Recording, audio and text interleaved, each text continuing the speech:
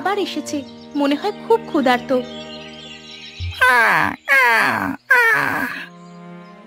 কিরে, খিদে পেয়েছে খুব? তোর জন্য আমি কুমড়োর বড়ি বানিয়ে রেখেছি, এই নে।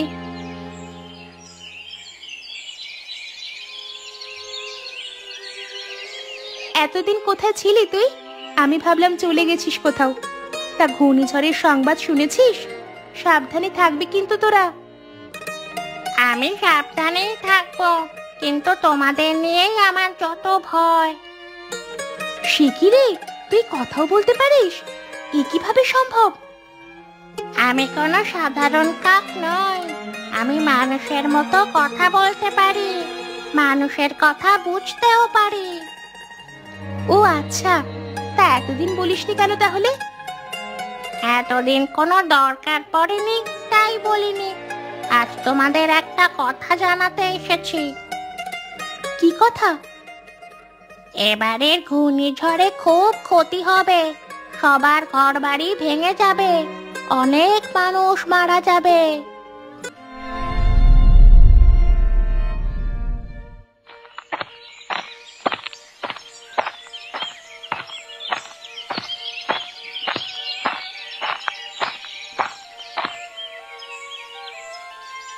কই গো গিন্নি, কোথায় গেলে? একটা বাটি কি ঘটি যা হয় দাও। খুড়োমশাই চাক ভেঙেছে, একটু মধু নিয়ে আসি। কি হয়েছে মা? জয়া কোথায়? ও বুঝি ঘাটে গেছে? আচ্ছা তুমি গিয়ে দাও না একটা বাটি ঘটি। জমিদারের কন্যার কানে কি কথা যাবে এখন? বাছা আমার কখন থেকে চেঁচিয়ে মরছে একটা বাটি দিয়ে যেতে, ও শুনেও আসলো না। হিংসে হিংসে, বুঝলি গোপাল, হিংসে জ্বলে পুড়ে মরছে তোর বউ।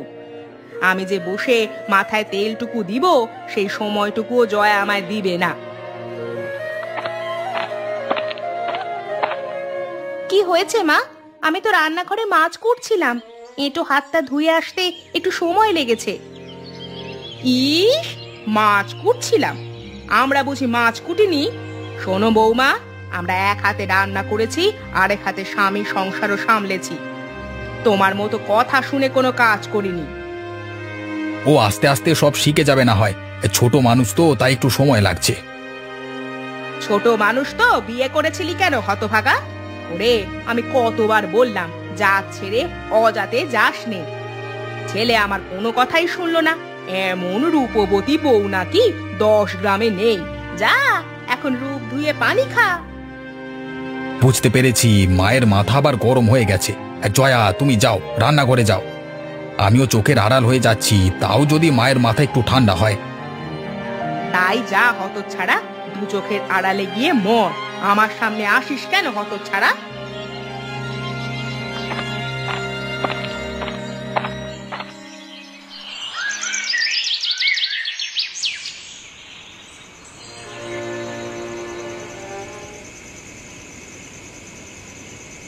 আর একটু মাছ দি, কেবল তো ঝোল দিয়ে খাচ্ছেন।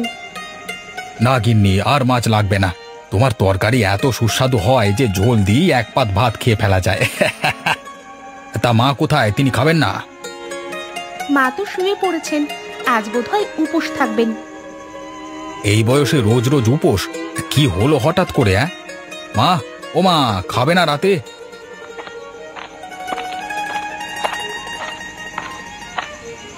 হঠাৎ করে উপোস করলে কেন মা? শরীর খারাপ বুঝি? তুমি মনে মনে কি ঠাউরেছ বৌমা?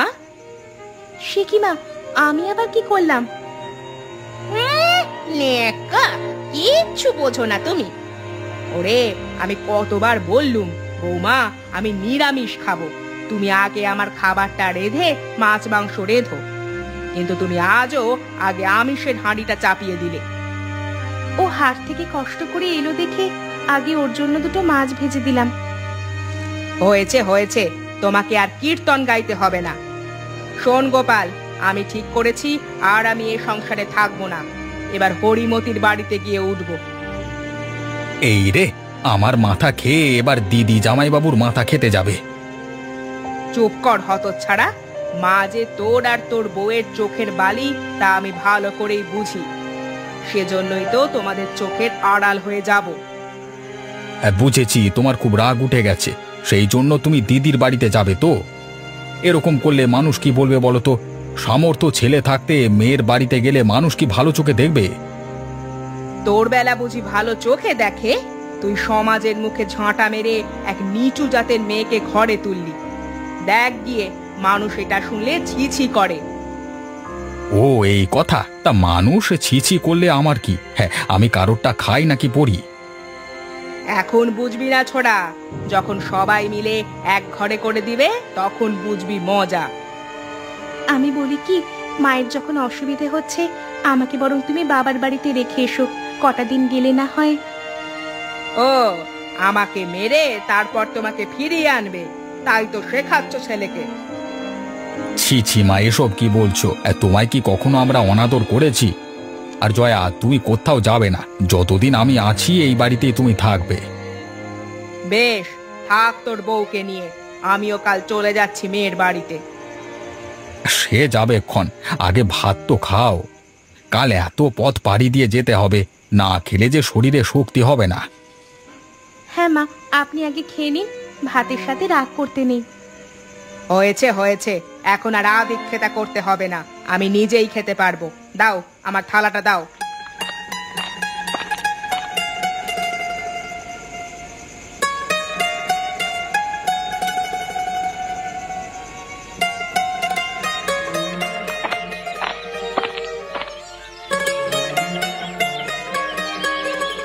গিন্নি, ও গিন্নি, কোথায় গেলে তুমি? এই দেখো, সব হাট বাজার নিয়ে এসেছি, তাড়াতাড়ি রান্নাটা সেরে ফেলো তো। তুই এসেছিস এতক্ষণে? এদিকে বেলা পড়ে এলো, আমি ভাবলাম আজ আর আসবি না, আড়তেই থেকে যাবি। তাই বুঝি আজকে আর দিদির বাড়িতে যেতে পারোনি? সে কি রে, আমি চলে গেলে তুই কি খুব সুখে থাকবি? বেশ, তাহলে আমি কালই চলে যাব। না মা, এমন কথা মনে এনো না। মাকে ছাড়া কোনো সন্তান কি সুখে থাকে বলো? তুমি বকাবকি যাই করো না কেন, মাথার উপর তো একটা গাছ হয়ে আছো। বিপদে আপদে তোমার মুখ পানে দেখলে বড় সাহস পাই। সেটা এখন বুঝবি না হতচ্ছাড়া, মা মরে গেলে বুঝবি কি জিনিস হারিয়েছিস। তা কি আর বলতে, এক্ষুনি হারে হারে টের পাচ্ছি যে কি জিনিস তুমি। তা জয়া কোথায়? ওকে দেখছি না যে। কোথায় আর যাবে, গরুটা আনতে নদীর ধারে গিয়েছে, ওই তো এলো বলে। আয় ধবলি, আয়। শুধু শুধু আমায় এতটা পথ হাঁটালি, সেই তো বাড়ি ফিরতেই হলো। জঙ্গলে কি আর যেতে পারলি? কি হয়েছে গিন্নি, কি সব আবোল তাবোল বকছো? আর বলো না, গরুটা আজকেও ছুটে গিয়েছিল, পরে তারকখুরুর বাগান থেকে ধরে আনলাম। আমাকে দেখে কিনা জঙ্গলের দিকে দৌড়তে শুরু করেছিল। তা হাতের ওই চাল কুমড়োটা কোথায় পেলে? তারকের বাগান থেকে নিয়ে এলে নাকি? হ্যাঁ মা, খুড়ো বাগানেই ছিলেন। আমাকে দেখে বললেন, বৌমা কখনো তো এদিকে আসো না, এসে যখন পড়েছই এই কুমড়োটা নিয়ে যাও। বেশ বেশ, বেশ ভালো কাজ করেছো। আমিও বাজার থেকে চিংড়ি মাছ এনেছি, চাল কুমড়ো দিয়ে চচ্চড়ি করবে। থাক, আর চচ্চড়ি খেতে হবে না। কি চাল কুমড়ো এনেছে দেখেছিস? মোজে একেবারে পচে যাচ্ছে। তাই তো বলি, ওই কিপটে তারও কুমড়ো দিবে কেন? তোর বউ শুধু শুধু আগাছা নিয়ে এসেছে। আহ মা, ও শখ করে একটা চাল কুমড়ো এনেছে, কচি হোক আর পচাই হোক, ওকে রাঁধতে দাও। তুই চুপ কর, ওর নোলা দেখে আর বাঁচি নে, যেখানে যেটা পাবে সেটাই তুলে আনবে। শোনো বৌমা, এই কুমড়ো ফেলে দিয়ে এসো, এই পাকা কুমড়ো কেউ খাবে না। বেশ তো মা, ফেলে না দিয়ে উঠোনের পাশে পুঁতে দিই, যদি একটা দুইটা গাছ ওঠে সেগুলো থেকে আবার কুমড়ো ধরলে খাওয়া যাবে। তোমার যা ইচ্ছে তাই করো, আমি আর তোমার সাথে কথায় পারবো না। দে বাজারের ব্যাগটা এদিকে দে, আমি রান্না চাপাই গিয়ে।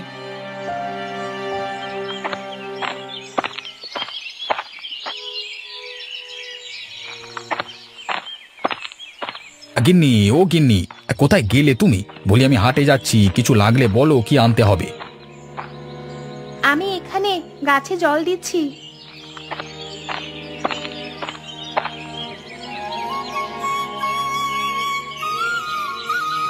বাবা বাবা, এই গাছগুলো তো বেশ তাড়াতাড়ি বড় হচ্ছে দেখছি। এই তো সেদিন ছোট ছোট দেখে গেলাম, আজকে হাঁটু সমান হয়ে গেল। গরুতে না খেলে আগামী মাসেই এতে ফুল ধরবে, তখন আর সবজির অভাব হবে না। বেশি হয়ে গেলে আমরা বাইরেও বিক্রি করতে পারবো।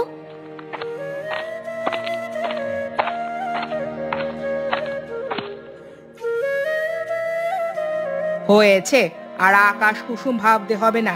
কি নাকি লিকলিকে গাছ, তাতে আবার নাকি কুমড়ো ধরবে, সেগুলো আবার বাইরেও বিক্রি করবে। আহা মা, তুমি ওকে কিছু বলো না তো। ও ছোট মানুষ, ও দুটো কুমড়ো ফলাচ্ছে। হাটে বিক্রি করতে না পারি, খেতে তো পারবো। ও আচ্ছা, তোর বউকে বুঝি সব সময় আমি কথা শোনাই? আমি যখনই কিছু বলতে যাই তখনই তুই এভাবে অপমান করিস আমায়। আহা হা হা, এতে অপমানের কি আছে?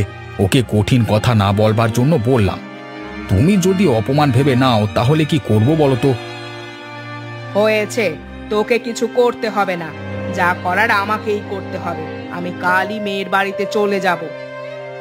বেশ, তোমার যখন এতই যাবার শখ তখন যাও, আমি আর আটকাবো না তোমাকে। জানতাম জানতাম তুই এই কথাই বলবি। শোন রে ছোকরা, এত সহজে আমি এই সংসার থেকে বিদে হব না। নিজের রক্ত জল করে এত কিছু করেছি, ভোগ না করে যাব কোথায়?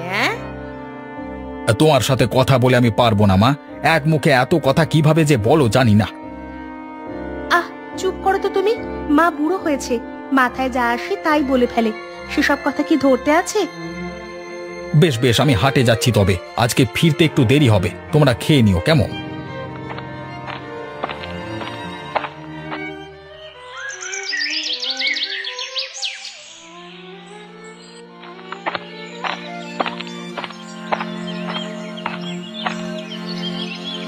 গিন্নি, গিন্নি, ঘরে আছো? একটু জল দাও তো আমাকে।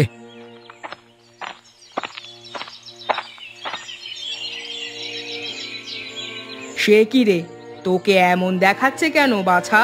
কি হয়েছে তোর? আমার সব শেষ হয়ে গেছে গো মা। আরতে আজ রাতে চুরি হয়েছে। সে কি কথা গো? কি করে হলো এই কাজ? কে করলো চুরি? আগে আমাকে একটু জল দাও, তেষ্টায় গলা শুকিয়ে কাঠ হয়ে গেছে। তারপর বলবো কি করে সব হলো। এই নাও জল খাও।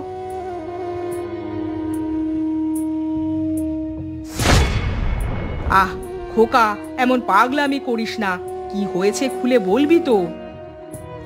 ওইসব ওই গোপী হারামজাদাটার কাজ। ওকে আমি বিশ্বাস করে আড়তে বসিয়েছিলাম, আর সে কিনা আমার সব কিছু চুরি করে নিয়ে গেল। ওগো, হ্যাঁ, এখন কি হবে আমাদের? তিনজন মানুষের খাওয়া পড়া যে দোকানের আয় দিয়েই হতো, এখন সেটাই যদি না থাকে তাহলে আমরা বাঁচবো কি করে? বাঁচবো কি করে? অপয়া কুলোটা বউ, এখন ন্যাকামো করা হচ্ছে।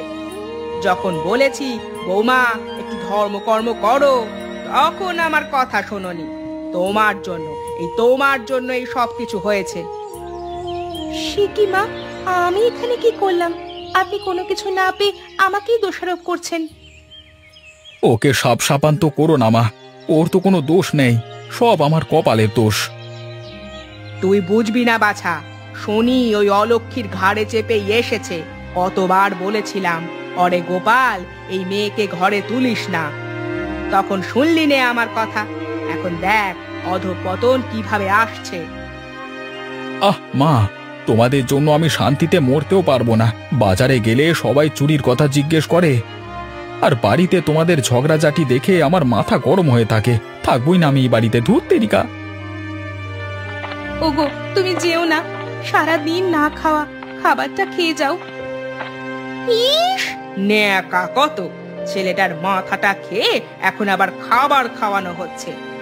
তোর জন্যই এরকম হয়েছে রে হতভাগী, না হলে আমার সোনার সংসারটার এরকম চিরি হবে কেন?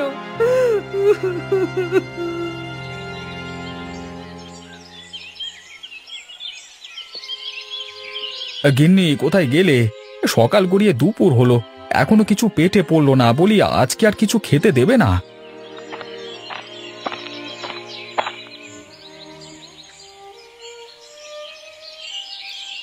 এই নাও, এটা খেয়ে পেট শান্ত করো। ঘরে যে আর কিছুই নেই। সে কি, দুদিন ধরে তো মুড়ি খাচ্ছি। বলি ভাত কোথায়? মুড়ি খেয়ে কি থাকা যায়? ঘরে এক মুঠো চাল নেই যে তা দিয়ে ভাত করব। কটা মুড়ি ছিল সেগুলো তোমাকে দিয়েছি। ওদিকে মা গেছে মোড়লের বাড়িতে, যদি কিছু চাল ধার করতে পারে তো ভাত চড়াবো। চালের জন্য মা মোড়লের বাড়িতে গেছে? সে কি কথা! যে আমি মানুষকে সেরার সেরা চাল দিয়েছি, তার মা আজকে অন্যের বাড়ি থেকে চাল চেয়ে আনছে। দুধ তেরিকা, তোর খাবই না আমি আর। ওগো, খাবারের সাথে রাগ করতে নেই গো, মুড়িগুলো খেয়ে নাও, রাতে ভাত হলে খেতে দিব।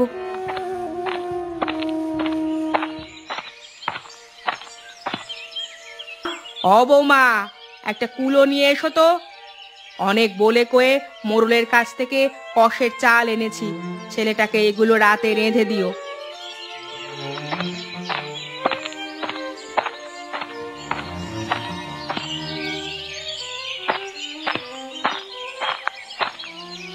দিন মা, এইখানে চালগুলো দিন, এগুলো দিয়ে তিনজনের দুবেলা হয়ে যাবে। চাল তো হলো বৌমা, কিন্তু তরকারি কোথা থেকে সংগ্রহ করবে? ঘরে যে কিছুই নেই। ঘরের পাশে যে চাল কুমড়োর গাছগুলো ছিল সেগুলোতে কদিন আগে ফুল দেখেছিলাম, আজ গিয়ে দেখি কটা কুমড়ো পাওয়া যায় কিনা। তাই গিয়ে দেখে এসো, না হলে কটা শাক পাতাই নিয়ে এসো, ওগুলো সিদ্ধ করে ভাতগুলো গেলা যাবে।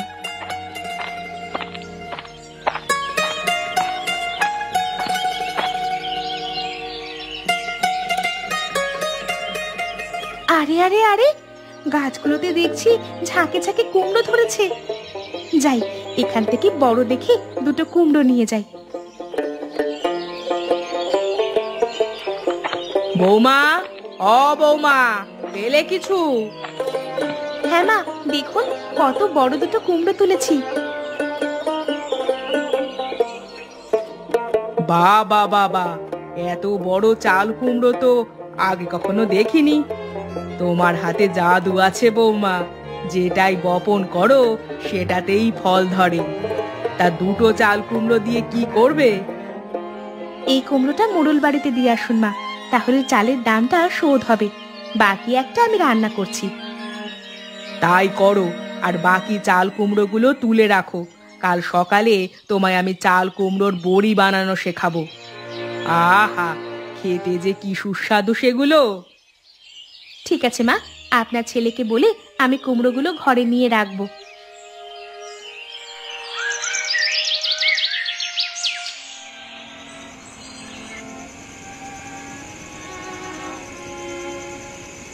আর একটু কুমড়োর ঝোল দিব? না গিন্নি না, তোমার হাতের তরকারি যেন অমৃত, একটু দিয়েই এক থালা ভাত খেয়ে ফেলা যাবে। হয়েছে, আর প্রশংসা করতে হবে না, অনেক তরকারি আছে, খেয়ে শেষ করো। মায়ের খাওয়া হয়েছে? হ্যাঁ, খেয়েই চাল কুমড়ো কাটতে বসে গেছেন। কাল নাকি ওগুলো দিয়ে কুমড়োর বড়ি তৈরি করবেন। বেশ বেশ বেশ, মায়ের আচরণ দেখা যায় পরিবর্তন হয়েছে। এরকম হলে আমরা মিলেমিশে সুখে শান্তিতেই বাস করতে পারবো। তা হবে, কিন্তু হাতে টাকা না থাকলে যে সংসার চলবে না।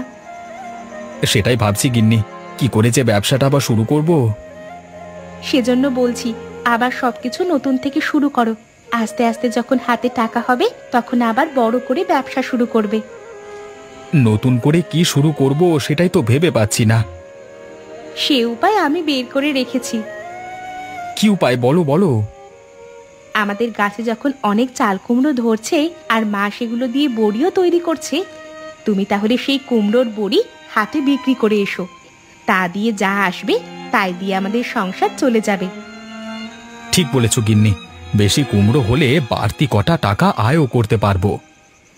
যাই, আমি মায়ের কাজে সাহায্য করি। খাবার শেষ করে তুমি শুয়ে পড়ো।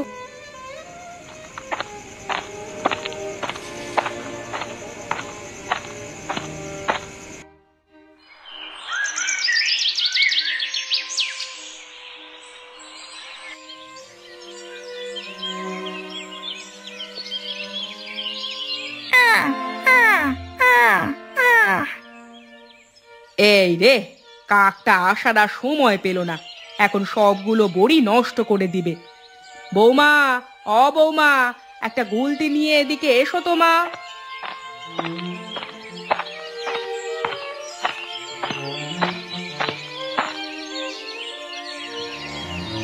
কি মা, গুলতি কেন? হতচ্ছাড়া কাকটা কি করছে দেখো, ওটাকে না তাড়ালে বড়িগুলো নিয়ে যাবে। ওকে কয়েকটা দিয়ে দিন, বড়ি খেয়ে চলে যাবে মা, তাহলে আর বিরক্ত করবে না। বেশ, তো কটা শুকনো বড়ি দিয়ে দাও। আয় আয়, নিয়ে যা নিয়ে যা।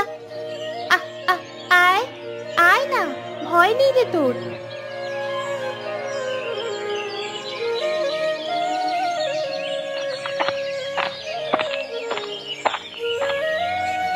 কই গো গিন্নি, শুকনো বড়িগুলো দিয়ে যাও, ওগুলো নিয়ে আবার হাটে যেতে হবে। আজকে হাটবার, আগে না গেলে জায়গা পাবো না। আসছি বাবা, সব বড়ি তুলে রাখা হয়েছে, এসেই আমি ঝুড়িতে ভরে দিচ্ছি। যাও বৌমা, আর দেরি করো না, ওকে বিদেয় করো। পরে আবার কুমড়ো গাছে জল দিতে হবে, জল না পেলে বেশি কুমড়ো হবে না যে।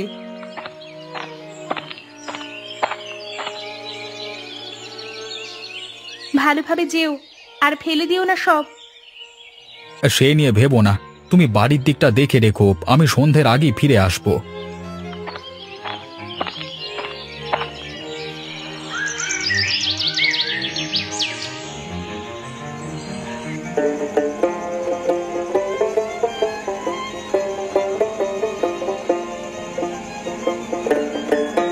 এই নাও গিন্নি, এটা এই মাসের সংসার খরচ, আর এটা আমাদের সঞ্চয়।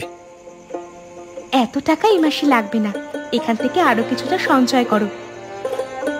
না গিন্নি, তুমি আর মা সারা দিন এত কাজ করো, তোমাদের খাওয়ার জন্য কিছু বেশি টাকা রাখা দরকার।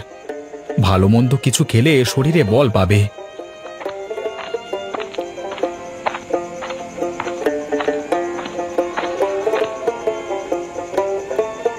কি রে গোপাল, আজ কত টাকার বিক্রি করলি? 1050 মা। 1050? ভালো ভালো।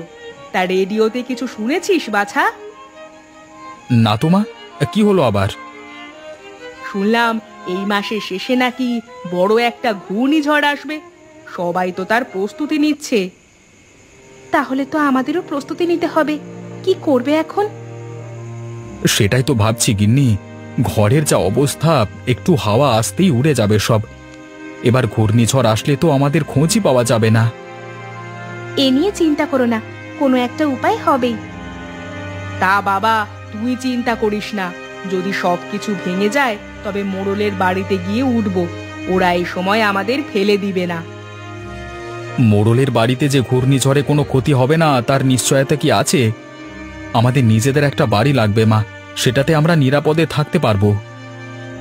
তুমি এত চিন্তা করো না তো, একটা না একটা উপায় হবেই।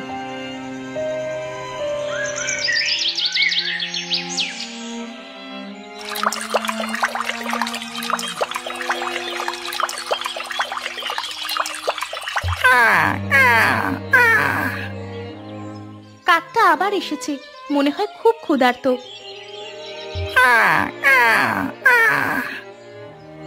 কিরে, খিদে পেয়েছে খুব? তোর জন্য আমি কুমড়োর বড়ি বানিয়ে রেখেছি, এই নে।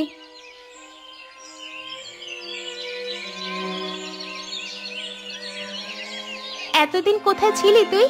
আমি ভাবলাম চলে গেছিস কোথাও। তা ঘূর্ণিঝড়ের সংবাদ শুনেছিস?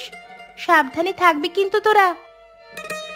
আমি সাবধানেই থাকবো, কিন্তু তোমাদের নিয়েই আমার যত ভয়। সে কি রে, তুই কথাও বলতে পারিস? এ কিভাবে সম্ভব? আমি কোনো সাধারণ কাক নই, আমি মানুষের মতো কথা বলতে পারি, মানুষের কথা বুঝতেও পারি। ও আচ্ছা, তা এতদিন বলিসনি কেন তাহলে? এতদিন কোনো দরকার পড়েনি তাই বলিনি, আজ তোমাদের একটা কথা জানাতে এসেছি। কি কথা? এবারের ঘূর্ণিঝড়ে খুব ক্ষতি হবে, সবার ঘরবাড়ি ভেঙে যাবে, অনেক মানুষ মারা যাবে। সে কি কথা? সামনে যে মৃত্যু অপেক্ষা করছে আমাদের।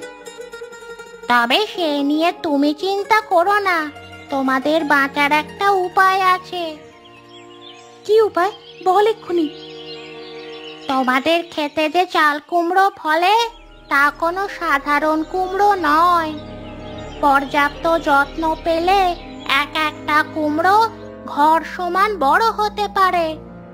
আর পরিপক্ক হলে কুমড়োর খোসা লোহার দুর্গের চেয়েও শক্ত হবে, কোনো ঝড় জলের ক্ষতি করতে পারবে না।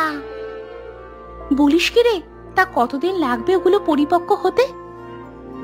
এক পক্ষকাল যত্ন নিলেই চাল কুমড়োগুলো পরিপক্ক হয়ে যাবে। বেশ, তবে আর দুশ্চিন্তা নেই, ঝড়ের আগেই সব প্রস্তুতি নেওয়া যাবে। তাই করো। আর হ্যাঁ, একটা চাল কুমড়ো বড় করতে গেলে অবশ্যই গাছের অন্য সব কুমড়ো তুলে ফেলতে হবে। গাছে কেবল একটা চাল কুমড়ো থাকলে তা কাঙ্ক্ষিত ফলন দিবে। বেশ, আমি বাকি চাল কুমড়ো তুলে আজই হাটে পাঠিয়ে দিব।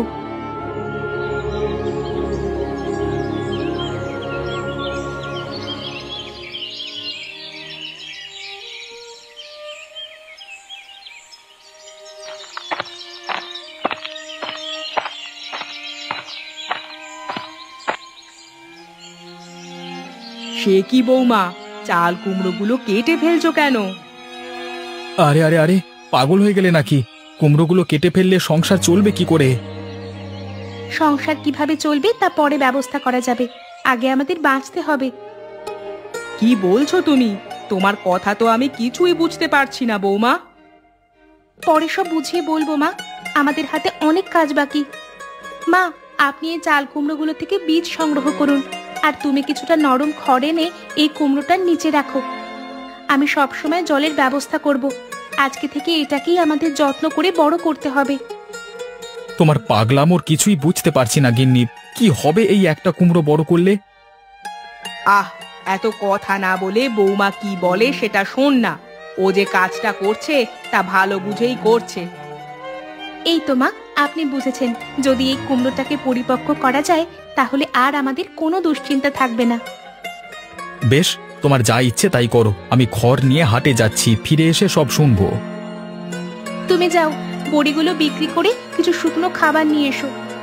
আর হ্যাঁ, হাট থেকে একটা ধারালো ছুরি আনতে ভুলো না যেন, ওটা পরে কাজে লাগবে।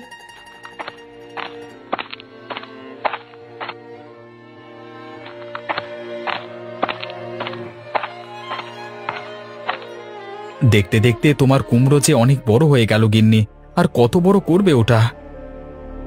আজকালের ভিতরেই কেটে ফেলবো। তোমার কাছে ধারালো চাকুটা আছে না? হ্যাঁ, তা আছে, কিন্তু কেটে কি করবে সেটা তো বললে না। সেটা সময় হলেই দেখতে পাবে।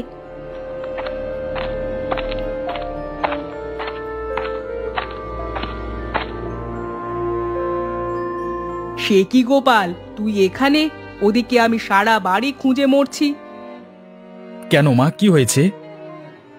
ওরে, দক্ষিণ আকাশে তাকিয়ে দেখ, কালো করে মেঘ জমতে শুরু করেছে। তাই তো, এ যে ঘূর্ণিঝড়ের লক্ষণ। এখন কি করবে মা? আমাদের যে ঘর মেরামত করা হলো না। কি আর করব, মোড়লের বাড়িতে আশ্রয় নিতে হবে আমাদের।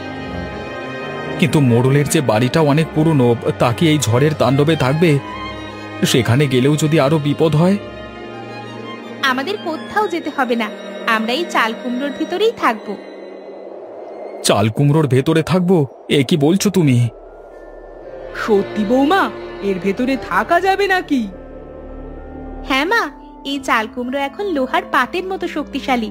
কোনো জলোচ্ছ্বাস, ঘূর্ণিঝড় এর ক্ষতি করতে পারবে না। আমরা ইচ্ছে করলে কয়েক মাস এর ভিতরে কাটিয়ে দিতে পারবো। তাহলে তো আর দেরি করা যাবে না, আমাদের এক্ষুনি কাজটা শুরু করতে হবে। এর ভেতরে প্রবেশ করব কিভাবে? সেদিনের সেই চাকুটা যে এনেছিলে তা দিয়ে চাল কুমড়োর দরজা কাটতে হবে। তুমি তাড়াতাড়ি তা করো। আমরা সব জিনিসপত্র গোছাচ্ছি, দরকারি সবকিছু এর মধ্যে নিয়ে আসতে হবে। তাই যাও, তাই যাও। আমি এই ফাঁকে কুমড়োটা কেটে বসবাসের উপযোগী করে তুলছি।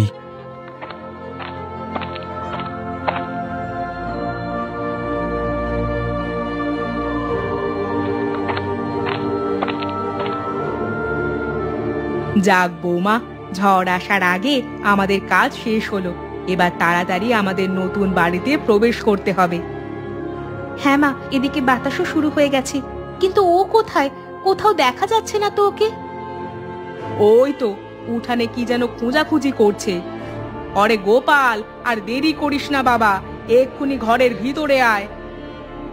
আমি কুমড়োর বীজগুলো নিয়ে আসছি মা। ওগুলো তো রোদে দেওয়া হয়েছিল, এখন পাচ্ছি না কেন? বীজের থলে আমার কাছে, তুমি তাড়াতাড়ি ঘরে এসো, এক্ষুনি ঘূর্ণিঝড় শুরু হলো বলে।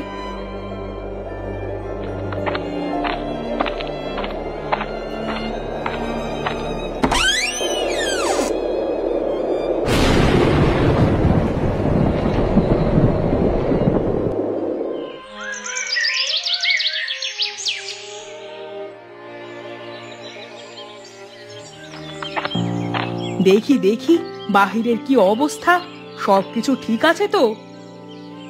দেখো মা, কি হাল হয়েছে সবকিছুর। ও মা, সে কি কাণ্ড! কোনো কিছুই যে আগের মতো নেই, ঝড়টা যে সব লন্ডভন্ড করে রেখে গেছে। এমনকি আমার স্বামীর ভিটেটারও শেষ রক্ষা হয়নি, আমাদের কুমড়ো গাছগুলোরও কোনো চিহ্ন নেই। এ নিয়ে মন খারাপ করো না মা, আজকে আমরা বেঁচে গেছি। এমন ঘর আর চাল কুমড়োর বাগান আবার তৈরি করতে পারবো। হ্যাঁ মা, মানুষ বাঁচলেই সবকিছু, মানুষ কি না পারে। তা ঠিক বলেছিস তোরা, মানুষ সবকিছুই পারে, বৌমা তা প্রমাণ করেছে। সেই তো তার চাল কুমড়ো দিয়ে দুইবার আমাদের জীবন বাঁচিয়েছে, তাই না গোপাল?